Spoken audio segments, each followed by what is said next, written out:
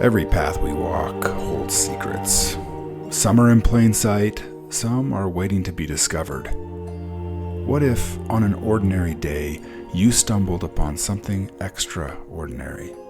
An unknown place, shrouded in mystery and power. Not long ago, I found such a place. Deep in the woods behind my house, an ancient well called to me. And when I touched it, everything changed. It was some kind of portal, some kind of looking glass into Aldarion. A world of light and shadow, of choices and consequences. A world that feels closer to our own than you might think. Through that well, I see it all happening now, today, as we speak. These are their stories, their destinies, and I am here to share them with you. So come with me, my friends. Join me in this journey beyond the well.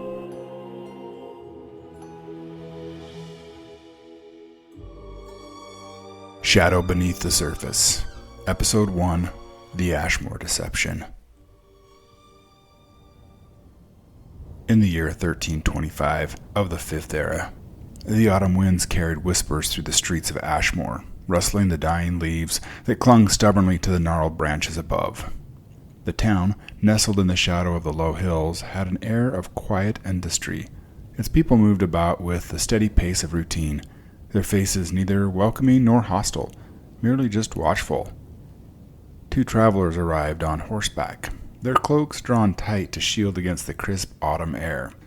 They were unremarkable in appearance, clad in simple attire, suited for merchants or wandering scholars. But beneath the fabric lay well-worn leather armor, and in their boots rested daggers honed to a razor's edge. Their names were Talon and Garrick, scouts, servants to King Athos himself. The king had called them both to his private council in one of his towers in Castle Valarash the weeks prior, a rare audience with the sovereign of Aldarion. No grand court had been present, no formal summons issued. Instead, they had met in a candlelit chamber where Athos had spoken to them in measured tones, his piercing gaze betraying the weight of his concerns. "There are whispers throughout Meridian," he had said. "A small town to the north, Ashmoore, has sent no tithe this month. Our local merchant reports tell of unease and even some disappearances. For this mission, I wish you to move unseen. Integrate with the locals. Get them to open up. You are to uncover what lies beneath the surface." And so they had come. These two were actually an attachment to the Hoods, a secret group of rangers that were the eyes and ears of the king.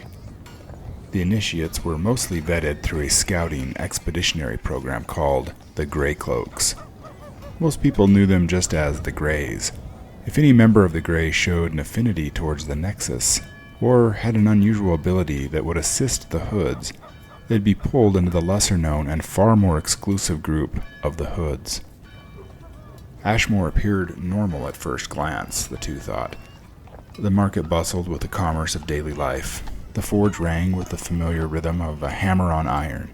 Farmers led their carts of grain and livestock through the cobbled streets, exchanging pleasantries with the tired but well-fed citizens. Yet there was something, some undercurrent or unspoken tension that neither scout could ignore. Talon, the younger of the two but the more experienced, was quick to observe the wary glances exchanged between townsfolk. "They fear something," he murmured, as they led their horses to the town's only inn. "And I don't think it's us." Garrick, older in years but newer to the Greys, nodded.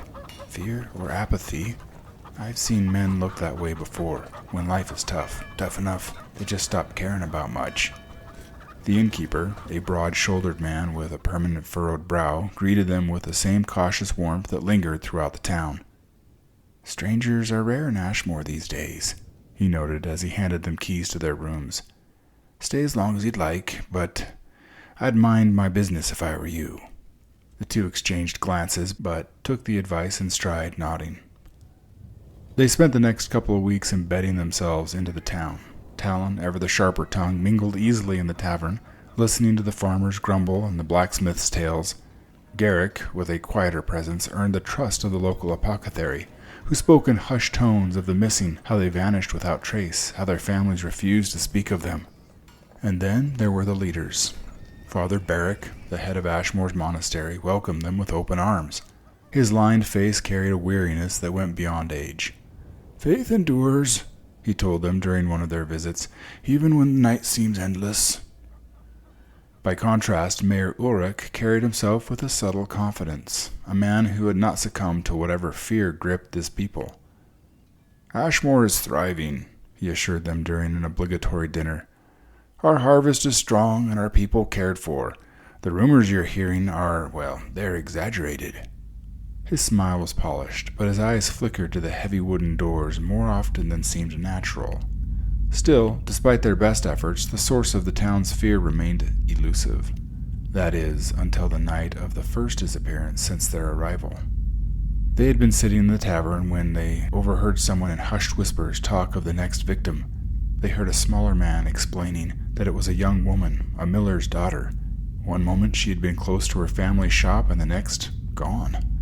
No footprints led away from her last known place. No struggle had been heard. Talon and Garrick exchanged looks and quietly left. The streets of Ashmoore were unnervingly silent as Talon and Garrick moved through the dimly lit town. The usual sounds of a village settling into sleep, the distant chatter, the creak of wooden beams cooling in the night air, they were absent. It was quiet. Only the wind whistled through the alleyways, carrying with it a strange, oppressive stillness. Talon crouched near the door of the miller's shop, running his fingers over the cold, packed dirt. "No footprints," he muttered. "Not a single mark." Garrick, standing just behind him, shifted uneasily.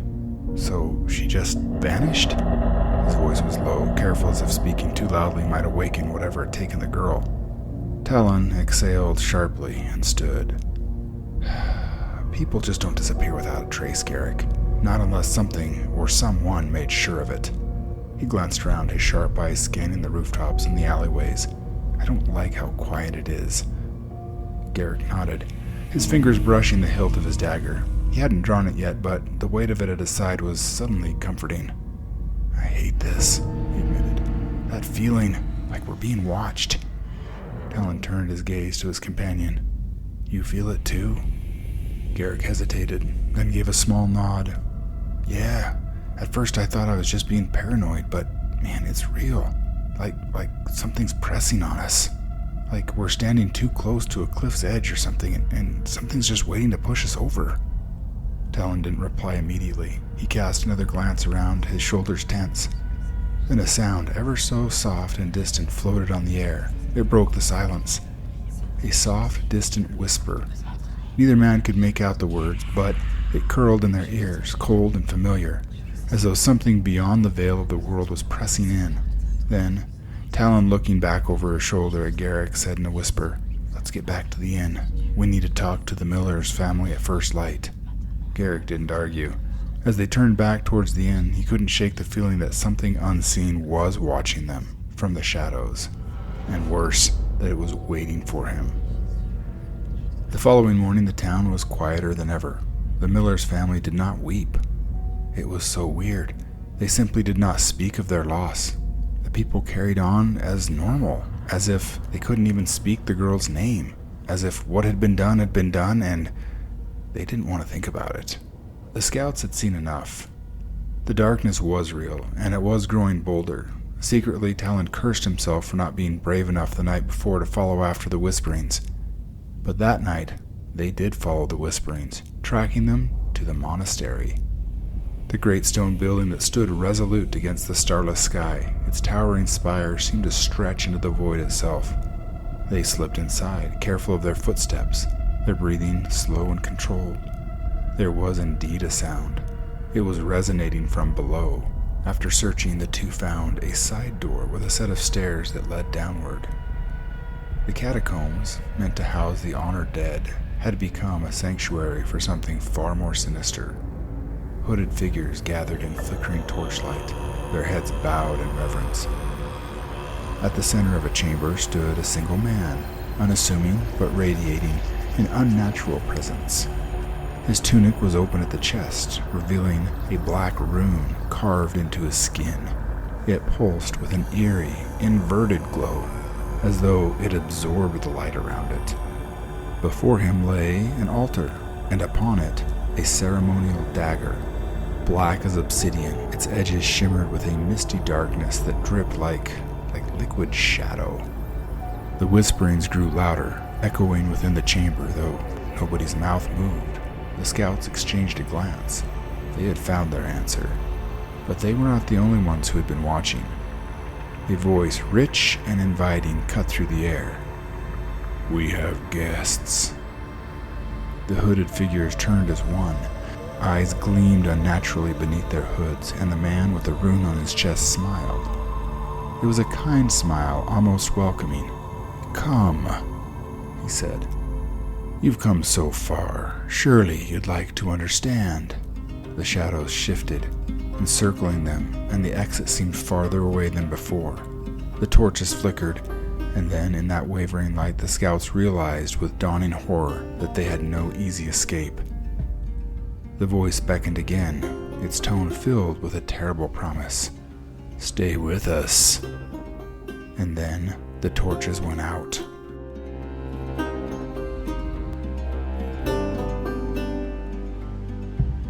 Thank you for joining me today as we look beyond the well. What lies ahead is not just a tale, it's a journey, one that we will take together. If you're ready to step further into Aldarion, subscribe and follow Beyond the Well wherever you listen to podcasts. For even more information, visit beyondthewell.net for transcripts, notes, character descriptions, maps, and much more. And remember, sometimes the path we walk reveals more than we ever imagined. So, keep seeking, keep dreaming, and keep telling your story.